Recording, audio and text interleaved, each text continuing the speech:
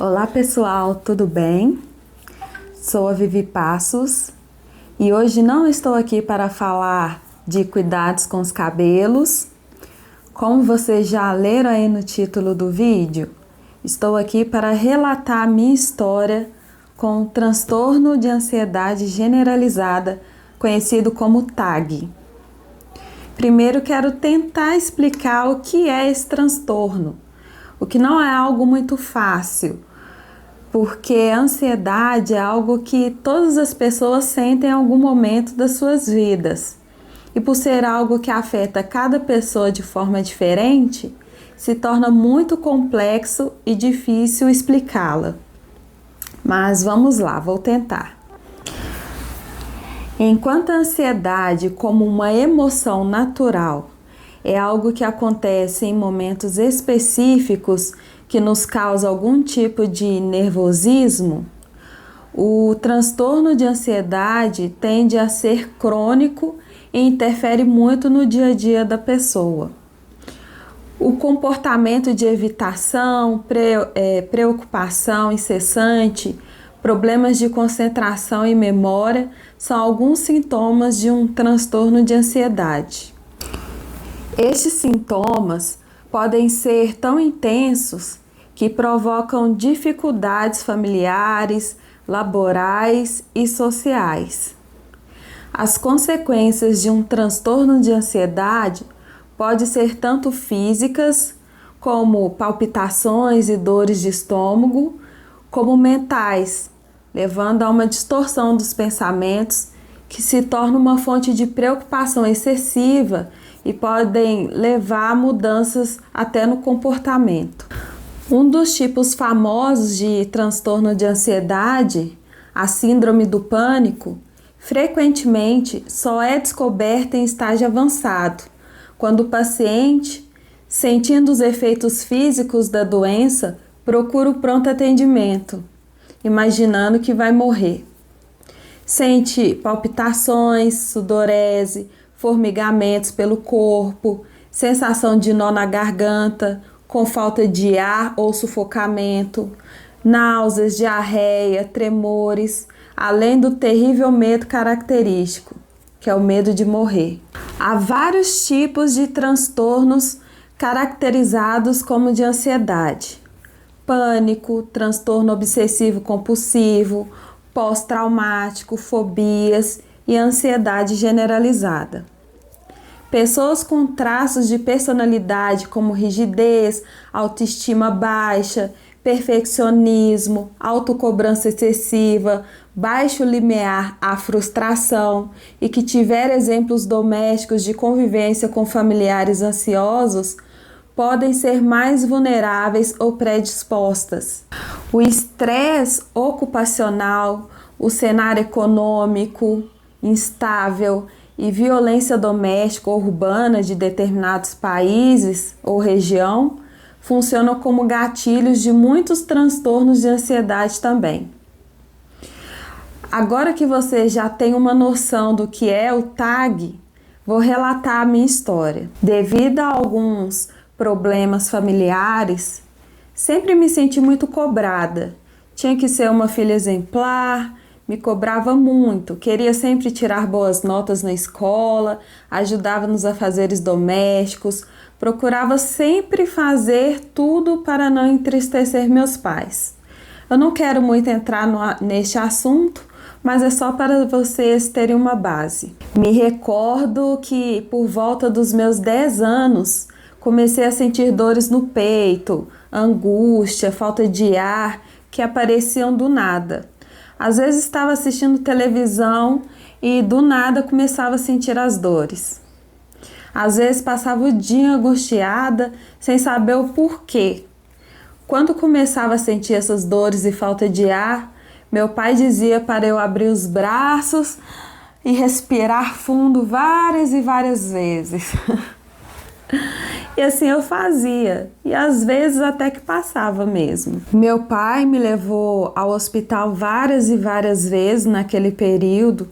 Fiz diversos exames que sempre vinham com o mesmo resultado: negativo para tudo. Ou seja, minha saúde estava ótima. Naquela época, não se ouvia falar desses transtornos como escutamos hoje.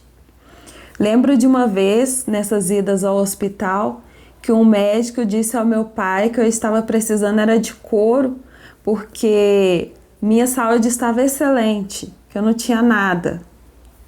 E assim, os anos foram passando e com eles minha ansiedade foi aumentando. O que antes era sensação de falta de ar e dor no peito, passou a ser medo irracional de morte, sensação de desmaio, palpitações no coração, sudorese e crises de pânico, sendo esses acumulados ao que já sentia antes, dor no peito, falta de ar. Comecei a trabalhar com 20 anos e durante minha jornada de trabalho tive algumas crises de ansiedade, tendo que ser encaminhado ao hospital. Ao longo do tempo, tive algumas crises, as quais me marcaram muito. Uma delas ocorreu no ano de 2018. Eu estava estudando muito para passar em um concurso público. E lembro que estudei muito, mas muito mesmo. Estudava de dia, de tarde, de noite, madrugada. Tirei férias do meu trabalho para estudar. E nesse período, mal meus pais me viam, pois eu só saía do quarto para comer e ir ao banheiro. Passava o dia estudando.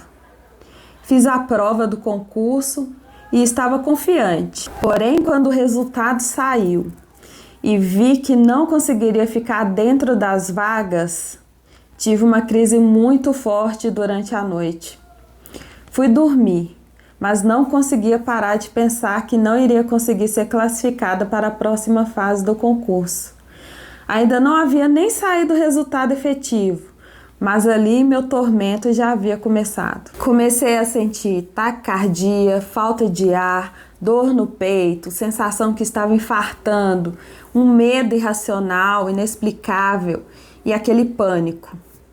E lá foram mais uma vez meus pais correndo comigo ao hospital. Chegando ao hospital, eu já não conseguia abrir as mãos. Eu gritava que estava morrendo. Não conseguia andar, chorava o tempo todo. É difícil até relembrar. E mais uma vez vieram os médicos me atender, me deram um remédio para me acalmar e fazer dormir. E assim, dormi mais uma vez no hospital após ter uma crise de ansiedade. Mas dessa vez aconteceu algo diferente.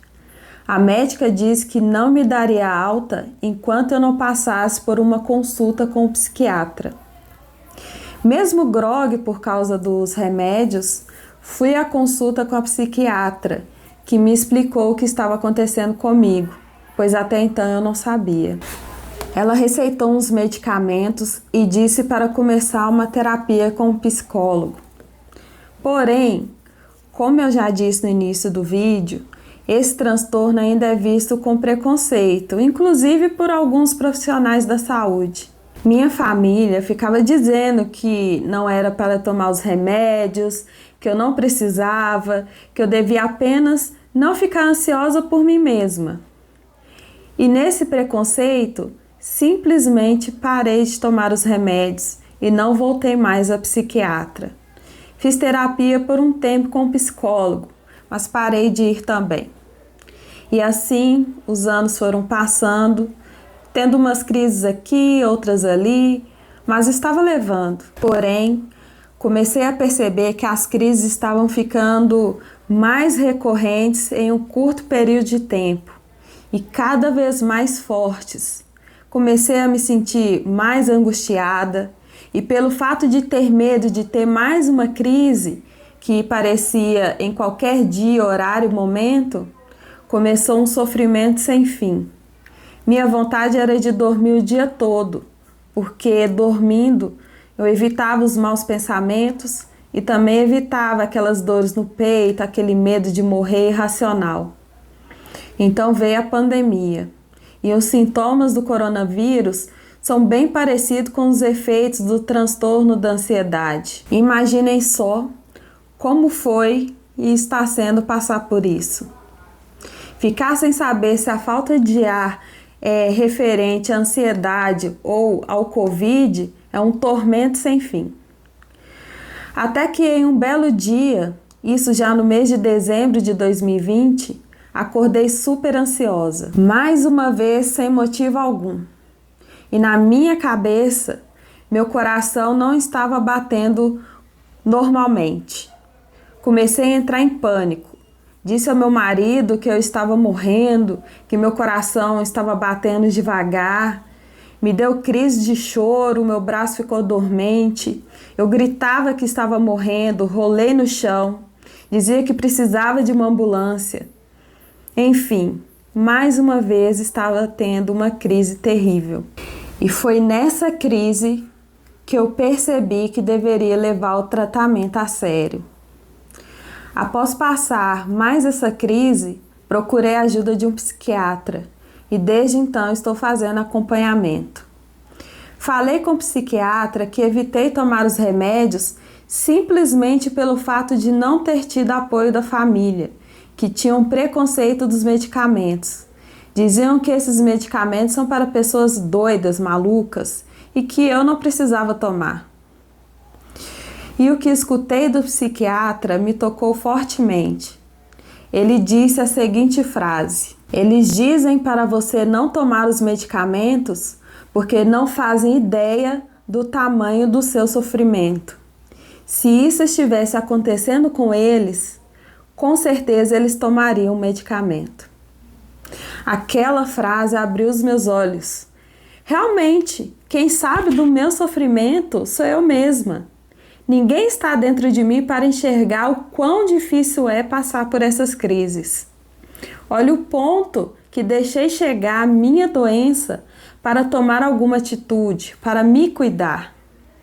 Acredito que se lá atrás, com meus 10 anos de idade, tivesse sido diagnosticado esse transtorno e tratado corretamente, certamente estaria curada. Hoje estou me tratando porque entendi que é uma doença e que não pode ser negligenciada. Quero me ver bem, me ver curada.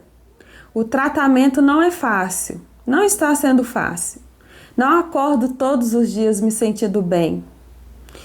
Sei que é uma luta diária, mas sei também que posso sim ficar livre para viver uma vida sem me preocupar excessivamente com o futuro e ficar criando fantasmas dentro da minha cabeça. E um dos maiores problemas de não tratar é que nesse transtorno pode vir a desencadear quadros de depressão. Portanto, se você sente algum desses sintomas, se sente angustiada, com sensação de esgotamento mental, se do nada vem ataque cardíaco, falta de ar, medo irracional, pânico, procure ajuda. Não deixe evoluir. Você que é pai, mãe, não negligencie esses sintomas nos seus filhos. Essa doença não é frescura. Se você conhece alguém que está apresentando esses sintomas, envie este vídeo para ela. Talvez ela precise acordar e reconhecer que precisa de tratamento, assim como eu acordei. Bem, gente, este é o meu relato. Vou continuar aqui com o meu tratamento. Se quiserem saber mais sobre este assunto, deixe aí abaixo nos comentários. Vamos trocar experiências. Beijos e até o próximo vídeo. Tchau, tchau!